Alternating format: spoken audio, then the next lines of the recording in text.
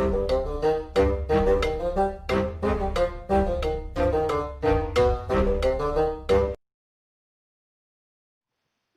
बच्चा लोग, क्या हाल चाल? सब बढ़िया।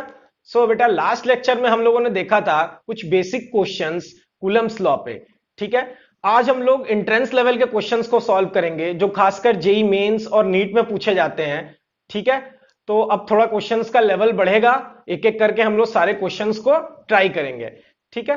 तो क्वेश्चंस को स्टार्ट करने से पहले मैं सबसे पहले कुछ डिस्कस करना चाहूंगा, जिससे कि हम लोग क्वेश्चन जब सॉल्व करेंगे तो हम लोग को क्वेश्चन सॉल्व करने में काफी आसानी होगी, और कुछ शॉर्ट ट्रिक भी हम सीखेंगे जिससे कि हम डायरेक्टली क्वेश्चंस को सॉल्व कर पाए। तो बेटा, एंट्रेंस एग्जाम में हमको ज्यादातर क्वेश्चंस पोजीशन ऑफ चार्जेस से पूछे जाते हैं। ठीक है। जैसे कि मान लो कि दो चार्ज है तुम्हारे पास, या दोनों पॉजिटिव है या दोनों नेगेटिव है। ठीक है। तो कोई थर्ड चार्ज अगर तुमको रखना हो उन दोनों चार्जेस के बीच में या आउटसाइड, क्यों रखना है? इक्विलिब्रियम के लिए। इक्विलिब्रियम का मतलब होता है कि एफनेट जब तुम थर्ड चार्ज रखो तो उस चार्ज पे एफनेट जो हो वो जीरो आना चाहिए। ठीक है। तो हमारे पास दो केसेस हैं। When the two charges are the same either positive or negative, the third charge will be placed between the two charges for charge to be in equilibrium. Let's say हमारे पास दो चार्ज है, एक plus Q है, दूसरा भी बेटा क्या है? प्लस क्यू है। दोनों पॉजिटिव चार्ज है। ठीक है। तो हमसे अगर कहेगा कि मान लो ये लाइन ऑफ एक्शन है दोनों चार्जेस का। ठीक है। हमसे अगर कहेगा कि कोई थर्ड चार्ज हमको ले आके प्लेस करना है इन दोनों के बीच में या बाहर कहीं भी। ठीक है। हमारे पास तीन पॉसिबिलिटी है, या इधर रख सकते हैं, या यहां रख सकते हैं, या यहां रख सकते हैं। तो हमको थर्ड चार्ज कहीं ऐसी जगह प्लेस करना है जहां पे हमको क्या मिल जाए? कंडीशन पूरे सिस्टम की इक्विलिब्रियम मिल जाए। इसका मतलब हमको एफनेट जो हो बेटा वो क्या मिल जाए? जीरो मिल जाए। किस पे? थर्ड चार्ज पे। ठीक है।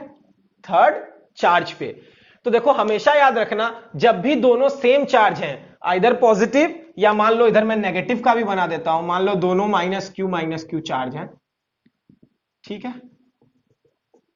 तो जब भी ऐसा कोई केस मिलेगा तो हमेशा याद रखना, जो थर्ड चार्ज होगा वो तुम कहां रखोगे? सेंटर पे। मान लो मैंने यहां एक चार्ज रख दिया प्लस क्यू, उसको तुम पॉजिटिव लो चाहे नेगेटिव लो, एक ही बात है। यहां पे भी सेंटर पे। कभी हम बाहर नहीं ले सकते, यहां भी नहीं ले सकते और यहां भी नहीं ले सकते, उसी तरह इधर भी नहीं ले सकते और इधर भी नहीं ले सकते। ऐसा क्यों होता है, क्यों नहीं ले सकते? मान लो ये सिस्टम 1 है। ठीक है। ये सिस्टम 2 है, ये फर्स्ट चार्ज, ये सेकेंड चार्ज। ठीक है। ये दोनों पहले से पॉजिटिव है और हमको एक third charge Q positive use करना है। ठीक है। तो मान लो सबसे पहले मैं यहां पे पॉजिटिव क्यू रखा। ठीक है। यहां पे मैंने चार्ज रख दिया। अब देखो दोनों पॉजिटिव है, तो वन इसको किधर की तरफ ढकेलेगा? बाहर की तरफ। मतलब वन वाला जो चार्ज है वो बाहर की तरफ फोर्स लगाएगा, और टू वाला जो चार्ज है वो भी पॉजिटिव है, ये भी पॉजिटिव है, ये भी उसको ढकेलेगा, और ये भी F2 भी बाहर की तरफ लगेगा। तो देखो दोनों का डायरेक्शन क्या है? सेम है। जब दोनों का डायरेक्शन सेम होता है तो याद करो, लास्ट लेक्चर में मैंने बताया था कि हम लोग क्या करते हैं? ऐड करते हैं। कैसे? जब दो वेक्टर का सेम डायरेक्शन में, दोनों वेक्टर सेम डायरेक्शन में हो तो हम क्या करते थे? ऐड। और जब दोनों वेक्टर डिफरेंट डायरेक्शन में होते थे तो हम क्या करते थे? सब्ट्रैक्ट। तो देखो दोनों क्या है? सेम डायरेक्शन में है, तो ऐड करने पे कभी जीरो आएगा? पॉसिबल ही नहीं है। उसी तरह इस साइड रख के देख लो, अगर यहां पे क्यू रखोगे तो टू सिस्टम की वजह से इसको ये धक्का देगा तो क्या करेगा? F2 बाहर की तरफ लगेगा, और ये भी वन भी इसको कहां ढकेलेगा? बाहर की तरफ ही ढकेलेगा। रिपल्शन होगा दोनों केस में, क्योंकि ये भी मैंने क्या लिया है? प्लस क्यू ही लिया है। ठीक है। अब मिडिल पे चेक करके देख लो, मिडिल पे वन की वजह से इधर बाय, ठीक है, और टू की वजह से इधर जाएगा। तो देखो अब ये दोनों अपोजिट हैं, वन की वजह से इधर और टू की वजह से इधर। तो अपोजिट डायरेक्शन में हम क्या करते थे? नेगेटिव। तो हमको रिजल्टेंट क्या मिल जाएगा बेटा? जीरो। जो एफनेट होगा वो जब हम सेंटर पे रखेंगे तभी जीरो मिलेगा। उसी तरह नेगेटिव के केस में देख लेते हैं। मान लो यहां पे चार्ज हम नेगेटिव रख लिए। ठीक है। नेगेटिव क्यू हम ले रहे हैं। अब यहां पे रख के देख लो, अगर यहां नेगेटिव क्यू रखोगे बेटा तो इन दोनों में रिपल्शन होगा, ये इसको बाहर की तरफ ढकेलेगा। मान लो ये सिस्टम 1 है, ये सिस्टम 2 है, तो F1 भी बाहर की तरफ और वो वाला भी इसको बाहर की तरफ ढकेलेगा, F2 भी बाहर की तरफ, तो इधर भी नहीं रख सकते। उसी तरह उस साइड भी रिपल्शन होगा, दोनों बाहर की तरफ जाएंगे। तो सिर्फ सेंटर में ही क्या हो रहा है, दोनों एक दूसरे को अपोज कर रहे हैं। इसीलिए जब भी हमको सेम चार्जेस रहेंगे और हमको कोई थर्ड चार्ज पुट करना होगा इक्विलिब्रियम कंडीशन के लिए, मतलब एफनेट को जीरो करने के लिए, तो हमेशा हम क्या करेंगे, सेंटर में चार्ज को रखेंगे, आइदर वो पॉजिटिव हो या नेगेटिव हो। नेगेटिव भी रखोगे तो सेम ही आएगा। ठीक है, सेकंड केस है हमारे पास, when the two charges are of different sign then the third charge will be placed outside the two charges and nearer to smaller charge for charge to be in equilibrium। ये कह रहा है कि मान लो एक हमारे पास प्लस क्यू चार्ज है, एक हमारे पास माइनस क्यू चार्ज है। ठीक है, अब हमको कोई थर्ड चार्ज रखना है। ठीक है, या हम अंदर रख लें, बीच में रख लें, बाहर रख लें, कहीं भी, तो सब पे चेक कर लो। तो हमारी कंडीशन के हिसाब से हमेशा तुमको बाहर मिलेगा जो केस कह रहा है, फिर भी हम लोग रख के चेक कर लेंगे। तो मान लो हम लोग के पास एक थर्ड चार्ज है, let the third charge be plus q. मान लो हम लोगों ने प्लस क्यू ले लिया, तो सबसे पहले यहां रख के देख लेते हैं। यहां प्लस क्यू रखोगे तो देखो ये रिपल्शन करेगा। मान लो ये सिस्टम 1 है और ये सिस्टम 2 है, ये इसको बाहर की तरफ ढकेलेगा F1। ठीक है, और ये माइनस में है, ये प्लस में है, तो F2 का डायरेक्शन किधर हो जाएगा बेटा, इस साइड। तो देखो यहां पे दोनों का डायरेक्शन क्या है, अपोज कर रहा है। इसका मतलब इस केस में क्या होगा, हमको 0 मिल जाएगा। तो ये बाहर वाला केस है। मिडिल पे चेक करके देख लो, मिडिल में अगर मैंने प्लस क्यू रख दिया, ठीक है, तो प्लस क्यू इसको क्या करेगा, रिपल्स करके इधर की तरफ भेजेगा। ठीक है, और प्लस क्यू और नेगेटिव है, ये देखो, ये पॉजिटिव ये नेगेटिव, ये इसको क्या करेगा, अट्रैक्ट करेगा। तो F2 भी किधर लग गया, इसी साइड लग गया। तो देखो दोनों सेम डायरेक्शन में लग गए, इसकी वजह से हम सेंटर पे नहीं रख सकते हैं। इसी तरह बाहर चेक कर लो, बाहर अगर मैंने प्लस क्यू रख दिया तो नेगेटिव और पॉजिटिव उसको अपनी तरफ खींचेगा। ठीक है, F2, और F1 पॉजिटिव की वजह से पॉजिटिव में रिपल्शन होगा, बाहर की तरफ जाएगा, तो F1। तो बाहर की साइड में दोनों जगह पे हमको क्या मिल रहा था, 0 मिल रहा था, और सेंटर पे हमको 0 नहीं मिल रहा था। इसीलिए मैंने कहा कि जब भी हम डिफरेंट साइन के चार्जेस के बीच में थर्ड चार्ज रखेंगे इक्विलिब्रियम बनाने के लिए या Fnet इज इक्वल टू 0 बनाने के लिए, तो हमको क्या करना पड़ेगा, उस चार्ज को बाहर रखना पड़ेगा। देखो एक और कंडीशन दी हुई है, nearer to smaller. For example मान लो यहां प्लस क्यू दिया होता और यहां पे -3q दिया होता। ठीक है, तो साइन को मत देखो, सिर्फ 3 4 इसको देखो, क्यू को। ठीक है, तो अब देखो यहां पे प्लस क्यू है, यहां +3q है, तो हमको कहां रखना है, नियरर टू स्मॉलर चार्ज रखना है। तो हमेशा हम किधर रखेंगे, छोटे वाले की तरफ रखेंगे, ना कि बड़े वाले की तरफ। क्यों, अगर बड़े वाले की तरफ रख देंगे, मान लो ये 3q है, यहां मैंने प्लस क्यू रखा, यहां प्लस क्यू, यहां भी प्लस क्यू, यहां भी प्लस क्यू। अब ये वाला कहेगा कि यार बहुत दूर है, इतना मेहनत नहीं करेंगे हम रिपल्शन करने के लिए, इसलिए हम हमेशा किधर रखते हैं, छोटे वाले चार्ज की तरफ रखते हैं। ठीक है, तो ये पूरा लॉजिक था जिसपे बेस्ड हम लोग कुछ क्वेश्चंस को सॉल्व करेंगे और देखेंगे कि कैसे कैसे क्वेश्चंस एंट्रेंस एग्जाम में आते हैं। तो पॉज करके नोट कर लो, उसके बाद आगे चलते हैं। हो गया, अब चलते हैं क्वेश्चन पे।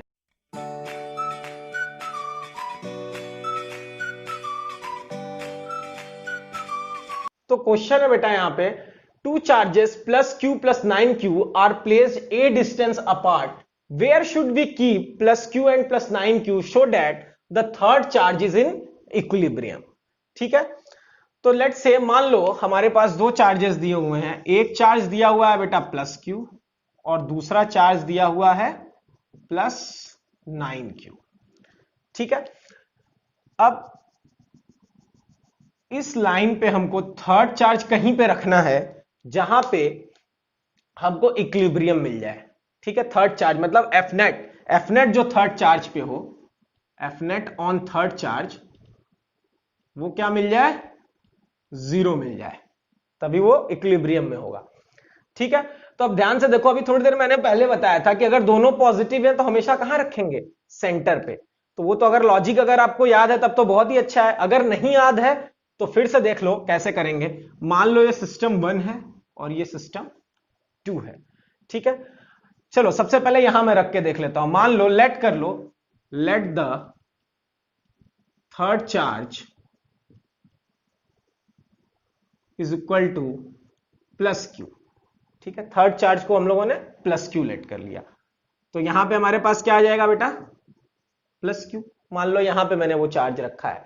अब देखो दोनों पॉजिटिव है, तो 1 इस क्यू पे धक्का लगाएगा तो फोर्स 1 लगेगा, 2 भी इस क्यू पे धक्का लगाएगा तो F2 बनेगा। दोनों सेम डायरेक्शन में है तो हमेशा क्या होंगे, ऐड होंगे। ऐड होंगे तो कभी भी F नेट 0 नहीं मिलेगा।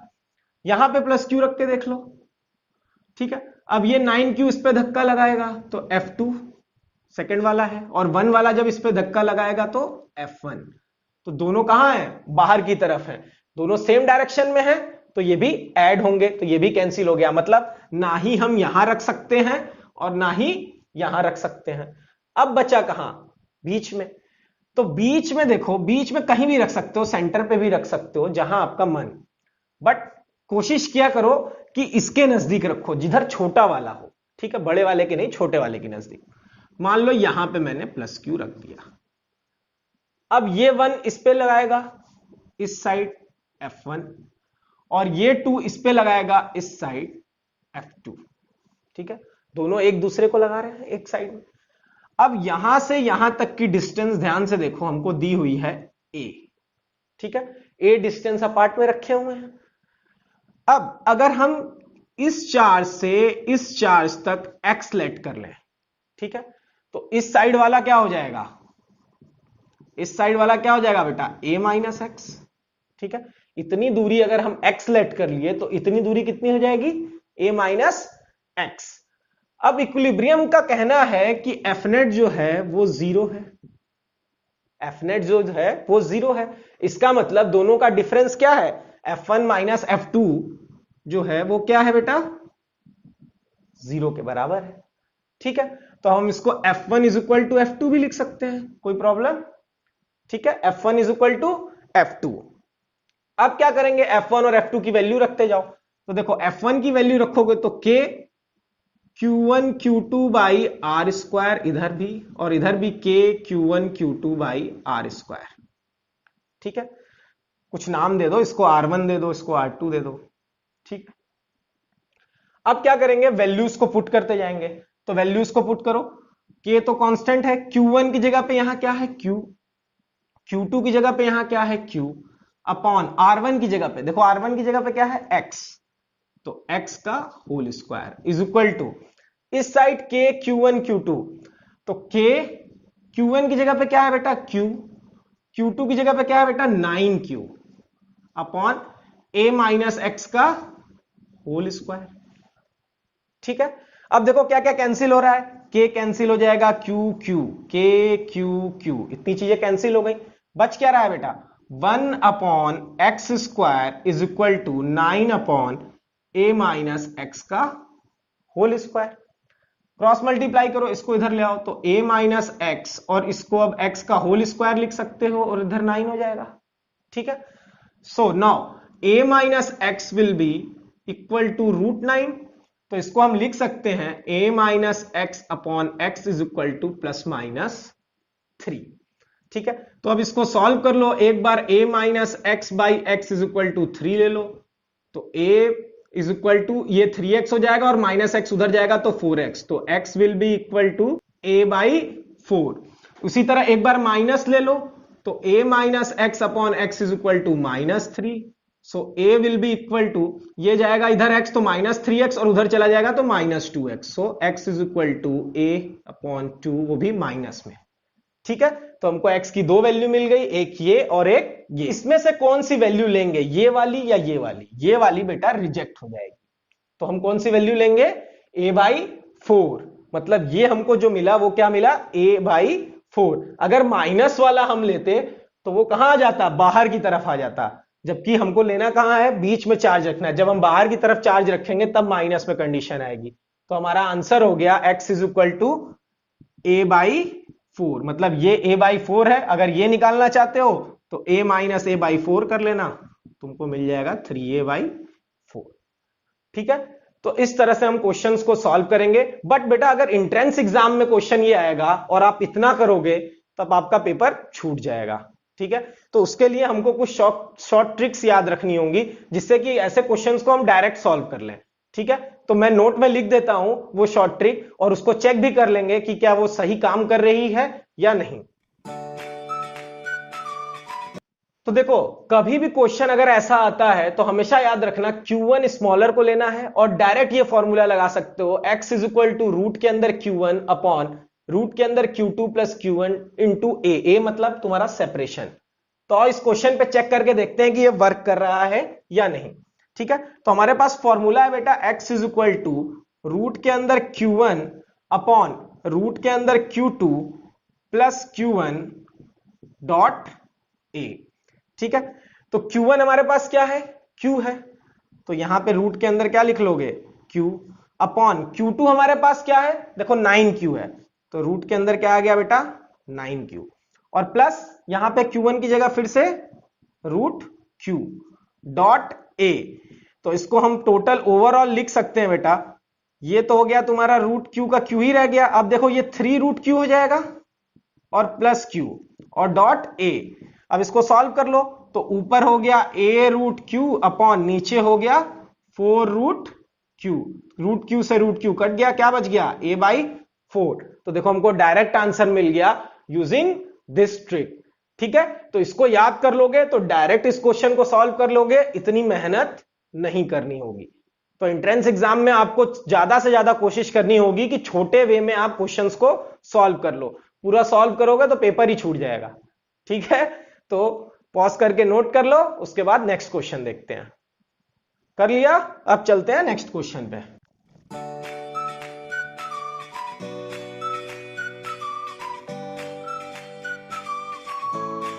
तो देखो बेटा क्वेश्चन है ये, two charges plus q and minus 16Q are placed at a distance apart, where should we keep a third charge on the line joining the two charges so that the third charge is in equilibrium. इस बार क्या किया है, एक plus Q charge दिया है और एक माइनस 16Q दिया है, एक पॉजिटिव और एक नेगेटिव। तो देखो हमको तो पता है कि थर्ड चार्ज बाहर ही रखना होगा, क्योंकि हम बता चुके हैं जब दोनों पॉजिटिव या दोनों नेगेटिव होगा तो सेंटर में रखोगे, और जब एक पॉजिटिव एक नेगेटिव होगा तो बाहर रखोगे।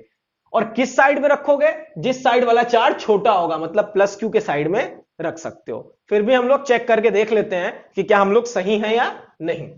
तो लेट्स सी, मान लो हमारे पास दो चार्जेस हैं, एक प्लस क्यू है और एक माइनस 16Q है, और ये लाइन ज्वाइनिंग है। ठीक है, अब हमको एक थर्ड चार्ज रखना है, तो हम पहले तो लेट कर लेते हैं, late the third charge equal to plus Q. Third charge को हम लोगों ने क्या लेट कर लिया बेटा, प्लस क्यू। ठीक है, अब यहां पे हम रख के देख लेते हैं, मान लो ये सिस्टम 1 है और ये सिस्टम 2 है, मतलब ये चार्ज 1 है चार्ज 2 है। ठीक है, अब यहां पे अगर प्लस क्यू चार्ज रखोगे तो 1 इसको ढकेलेगा बाहर की तरफ F1, और 2 देखो नेगेटिव है तो ये इस साइड में लगेगा, अट्रैक्ट करेगा। ठीक है, तो F1 F2 एक दूसरे के अपोजिट में लग रहे हैं, तो अपोजिट वाले हमको क्या करना है, third charge in equilibrium check करना है। इसका मतलब हमको F नेट जो चाहिए थर्ड चार्ज पे, वो क्या चाहिए, 0 चाहिए। तो ये तभी पॉसिबल है जब दोनों फोर्स अपोजिट डायरेक्शन में लगे। सेंटर में रख के देख लो, प्लस क्यू यहां रखोगे तो F1 इसको इधर ढकेल देगा। ठीक है, और ये नेगेटिव है तो F2 भी इसको इधर ही ढकेल देगा, दोनों अट्रैक्ट कर लेगा, तो दोनों एक साइड में हो गया। तो ये तो पॉसिबिलिटी ही नहीं है, कैंसिल हो गया। इस साइड रख के देखो, चलो प्लस क्यू रख लेते हैं। ठीक है, तो ये वाला F1 तो इसको इधर ढकेलेगा और F2 इसको बाहर की अंदर की तरफ, क्यों, क्योंकि अट्रैक्ट कर रहा है, नेगेटिव चार्ज है। ये माइनस 16 है, ठीक है, कंफ्यूज मत होना, ये माइनस 16 है। ठीक है, पॉजिटिव नहीं है ये। अब ध्यान से देखो, अब दोनों साइड पे हम रख सकते हैं, लेकिन किधर ज्यादा हमको आसानी होगी रखने में, उसको लेना है। तो देखो हमेशा याद रखो, जिधर छोटा चार्ज है उधर लेंगे, ना कि इधर। तो हम लोग इसको भी ना प्रीफर करके इसको प्रीफर करेंगे। तो अब देखो, मान लो ये प्लस क्यू चार्ज मैंने यहां पे रख दिया, इन दोनों के बीच में जो दूरी है बेटा वो a है। ठीक है, मान लो इन दोनों के बीच में दूरी हमने लेट कर ली x। ठीक है, इन दोनों के बीच में दूरी x, ये तो a हमको दिया ही हुआ था। F net on third charge 0 होने के लिए क्या होना चाहिए, F1 minus F2 should be equal to 0। ठीक है, दोनों अपोजिट डायरेक्शन में है। तो F1 और F2 अब क्या हो गए आपस में, इक्वल। तो चलो सबसे पहले F1 के लिए लिखते हैं, ठीक है, फर्स्ट चार्ज के लिए। तो फर्स्ट चार्ज के लिए हमारा हो जाएगा K, Q, ये भी Q, और डिस्टेंस कितना है बेटा, X, तो X का whole square is equal to F2 के लिए लिखो। F2 के लिए ध्यान से लिखो, देखो जब लिखेंगे तो क्या लिखेंगे, K, Q ये वाला और ये 16Q, तो यहां पे बेटा क्या आ गया 16Q, और अपॉन डिस्टेंस कितना है इस चार्ज से, तो देखो ये x और ये a, तो टोटल कितना हो गया a प्लस एक्स का होल स्क्वायर। ठीक है, क्या क्या कैंसिल हो रहा है, k कैंसिल, q कैंसिल, ये q भी कैंसिल, तो बच क्या गया हमारे पास 1 upon x square is equal to 16 upon a plus x का होल स्क्वायर। क्रॉस मल्टीप्लाई करो तो देखो a plus x upon x का होल स्क्वायर अब लिख सकते हो, और इधर 16 लिख सकते हो। ठीक है, अब a plus x upon x is equal to ये हो जाएगा प्लस माइनस 4, तो एक बार प्लस 4 एक बार माइनस 4, तो a plus x by x is equal to 4 ले लोगे, इसको सॉल्व करोगे तो इधर जाएगा तो 4x, और ये x हो गया उधर तो 3x, तो a बाई 3 तुम्हारा आ गया बेटा x का वैल्यू, और एक बार a plus x by x is equal to ले लोगे माइनस 4, ये उधर जाएगा तो a plus x is equal to minus 4x, ये x उधर जाएगा तो माइनस 5x, मतलब minus a by 5 is equal to x। So एक x की वैल्यू आ गई a बाई 3, एक आ गई माइनस a बाई 5। तो देखो माइनस a बाई 5x रहेगा तो अंदर की तरफ आ जाएगा, हमको कहां चाहिए, बाहर है इस समय, तो a by 3 is equal to x, ये हमारा क्या आ गया a बाई 3, मतलब a का थर्ड पार्ट है ये। ठीक है, ये याद रखो, तो हमारा आंसर आ गया x is equal to a by 3। अब इसके लिए भी शॉर्ट ट्रिक लगानी पड़ेगी, क्योंकि अगर इतना बड़ा हम एंट्रेंस में करेंगे तो फिर से हमारा क्वेश्चन छूट जाएगा। तो नोट में लिख लो Q1 तो पहले स्मॉलर होना चाहिए, ठीक है, और फॉर्मूला जो बेटा x का बनेगा हमारा वो बन जाएगा रूट के अंदर Q1 अपॉन रूट के अंदर Q2 माइनस रूट के अंदर Q1 डॉट a क्या है, डिस्टेंस बिटवीन टू चार्जेस। ये ट्रिक लगाओगे तो डायरेक्ट इस क्वेश्चन का आंसर तुमको मिल जाएगा, चेक करके देख लेते हैं। चलो, तो x is equal to root Q1, ठीक है, Q1 हमारे पास क्या है, Q है तो Q ही रहने दो, अपॉन Q2 16Q है तो 16Q लिख लो, माइनस Q1 तो minus root Q dot a। इसको सॉल्व कर लोगे तो x इज इक्वल टू, ऊपर तो बेटा रूट Q बच जाएगा, नीचे देखो 16 में से 4 बाहर आ जाएगा तो 4Q माइनस रूट Q कितना हो गया 3 रूट Q डॉट a, तो Q से Q कैंसिल, x कितना आ गया बेटा a बाई 3। देखो यही आंसर आ रहा है a बाई 3। ठीक है, तो तुम इस मेथड से भी कर सकते हो। देखो बोर्ड एग्जाम में तो यही लगाना पड़ेगा, बोर्ड एग्जाम में ये लगा के मत आना, ठीक है, एंट्रेंस एग्जाम में ये आप लगा सकते हो डायरेक्ट, और आंसर टिक लगा सकते हो। ठीक है, तो पॉज करके नोट कर लो, फिर हम लोग देखते हैं नेक्स्ट क्वेश्चन।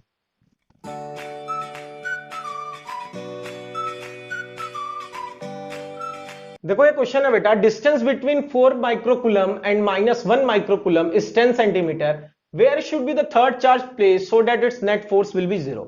सेम क्वेश्चन है पिछली बार की तरह, हमको दो चार्जेस, इस बार क्या किया, वैल्यू दे दी है, अभी तक हम बिना वैल्यूज के क्वेश्चंस को सॉल्व कर रहे थे, कोई न्यूमेरिकल वैल्यू नहीं दी हुई थी हमको, बट इस बार हमारे पास कुछ न्यूमेरिकल वैल्यूज हैं। तो लेट्स सी, एक चार्ज हमारे पास है बेटा 4 माइक्रोकुलम का, ठीक है, और दूसरा चार्ज है हमारे पास 1 माइक्रोकुलम का। ठीक है, इन दोनों के बीच में डिस्टेंस जो दी हुई है वो दी हुई है 10 सेंटीमीटर। ठीक है, मान लो ये लाइन इनको ज्वाइन कर रही है। ठीक है, हमसे पूछ रहा है थर्ड चार्ज कहां पे रखा जाए, तो एक नेगेटिव है एक पॉजिटिव है, हमको पता ही है कि बाहर की तरफ रखना पड़ेगा। ठीक है, तो अब हमको ज्यादा सोचने की जरूरत नहीं है, हम समझ चुके हैं कि जब दोनों डिफरेंट साइन वाले होंगे तो बाहर थर्ड चार्ज, दोनों सेम साइन वाले होंगे तो बीच में, तो बाहर रख देते हैं, और किधर रखेंगे, छोटे वाले चार्ज की तरफ। तो ये बड़ा चार्ज है 4 है, ये 1 है, ये छोटा चार्ज है, इधर रख लेते हैं। तो let the third charge be plus q, मान लो पॉजिटिव क्यू रख लिया हमने। ठीक है, तो यहां पे कहीं पे अगर मैं पॉजिटिव क्यू रख लूं ठीक है, तो यहां से यहां तक की दूरी लेट से x मान लेते हैं। ठीक है, अब हमको पता है कि नेट फोर्स 0 है, थर्ड चार्ज अगर हम वहां रख रहे हैं तो नेट फोर्स 0 है। इसका मतलब दोनों के बीच में जो फोर्स होगा, मान लो ये सिस्टम 1 है, ये सिस्टम 2 है, चेक भी कर लो एक बार। 1 की वजह से इस पे लगेगा बाहर की तरफ, और 2 की वजह से इस पे लगेगा अंदर की तरफ। ठीक है, ये नेगेटिव है, ये पॉजिटिव है, अट्रैक्ट कर रहा है।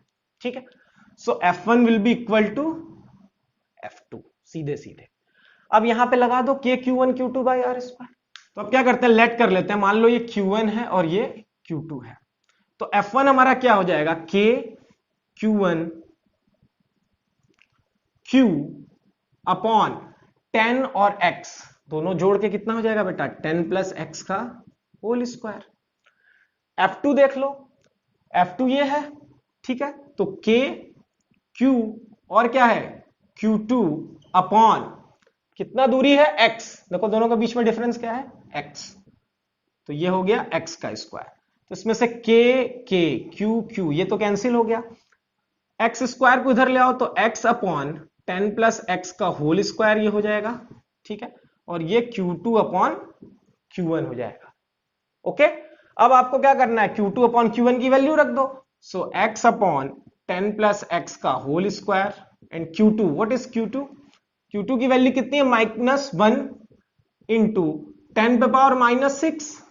ठीक है, माइक्रो कूलम है तो कूलम में चेंज करने के लिए क्या करना पड़ेगा, 10 पे पावर -6 से मल्टीप्लाई 4 इंटू ये भी हो गया 10 पे पावर -6, ये और ये कैंसिल हो गए।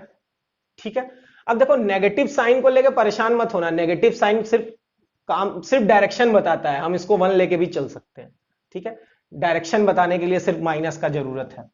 So this will be x 10 plus x, और ये 1/2 हो जाएगा, नेगेटिव वाला हम इग्नोर कर दे रहे हैं। ठीक है, क्रॉस मल्टीप्लाई करोगे तो 2x will be equal to 10 plus x, not 2x minus x will be 10 and x will be 10। तो x की वैल्यू हमारी कितनी आ गई, 10।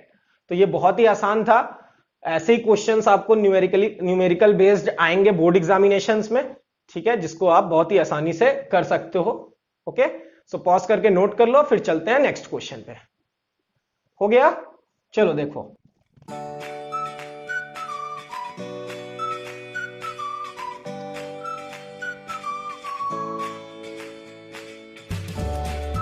देखो बेटा, ये क्वेश्चन जेई मेंस और नीट में आ चुका है। क्वेश्चन क्या कह रहा है, 3 charge particle are placed on straight line as shown in the figure. Figure दिया हुआ है। ठीक है, Q1 and Q2 are fixed, Q1 और Q2 को फिक्स कर दिया है, but Q3 can be removed, Q3 हट सकता है under the action of the forces Q1 and Q2। मतलब Q1 और Q2 की वजह से Q3 डिस्प्लेस हो सकता है, मतलब Q3 पे फोर्स लग सकती है। Q3 is in equilibrium, equilibrium में भी बोल दिया। What is the relation between Q1 and Q2? इसका मतलब Fnet ऑन Q3 जो होगा, Fnet ऑन जो Q3 होगा बेटा, वो क्या होगा, 0 होगा। अब देखो Q3 पे Q1 की वजह से क्या फोर्स लगेगा, मान लो ये सिस्टम 1 है, ये सिस्टम 2 है, तो देखो Q1 चार्ज की वजह से Q3 पे जो फोर्स लग रहा है वो F1 इधर लग रहा है, और Q2 की वजह से जो Q3 पे फोर्स लग रहा है वो भी इधर लग रहा है। तो दोनों फोर्स क्या लग रहा है, सेम डायरेक्शन में लग रहे हैं। और क्वेश्चन में पहले से ही बोल दिया है कि जो Q3 है वो क्या है, इक्विलिब्रियम में, मतलब Fnet ऑन Q3 जो है वो 0 है। तो हम लिख सकते हैं F1 plus F2 is equal to 0। ठीक है, अब वैल्यूज को पुट कर लेते हैं। F1 के लिए वैल्यू लिखना शुरू करो, तो देखो K, ठीक है, यहां से यहां तक, तो Q1 Q3 अपॉन दूरी कितनी है बेटा, 2x, सो 2x का होल स्क्वायर प्लस F2 के लिए देखो तो K Q2 Q3, okay, upon दूरी कितनी है बेटा, x square is equal to 0। अब इसमें से जो चीजें कॉमन है वो बाहर निकाल लो, तो देखो K कॉमन है, Q3 कॉमन है और x स्क्वायर भी कॉमन है। इतनी चीजें बाहर निकल गई, तो अंदर क्या बच गया, यहां Q1 अपॉन 4 बच जाएगा, और यहां पे क्या बच जाएगा बेटा, सिर्फ Q2 बच जाएगा इज इक्वल टू 0। अब ये सारा टर्म इधर जाएगा तो 0 हो जाएगा, तो ओवरऑल हमारे पास बचा क्या, Q1/4 plus Q2 is equal to 0। सो Q2 को उधर भेज दो, Q1/4 हो गया बेटा -Q2, और Q1 की वैल्यू कितनी आ गई, -4Q2। मतलब हमारा थर्ड ऑप्शन जो है वो हमारा फाइनल आंसर होगा। ठीक है, तो हमेशा याद रखना है कि सेम डायरेक्शन में ऐड करेंगे और पहले से 0 दिया हुआ है तो ओके, इक्वल टू 0 ले लेंगे, बाकी तो सेम प्रोसीजर है। ठीक है, तो पॉज करके नोट कर लो, उसके बाद नेक्स्ट क्वेश्चन देखते हैं। हो गया, चलो नेक्स्ट देखते हैं।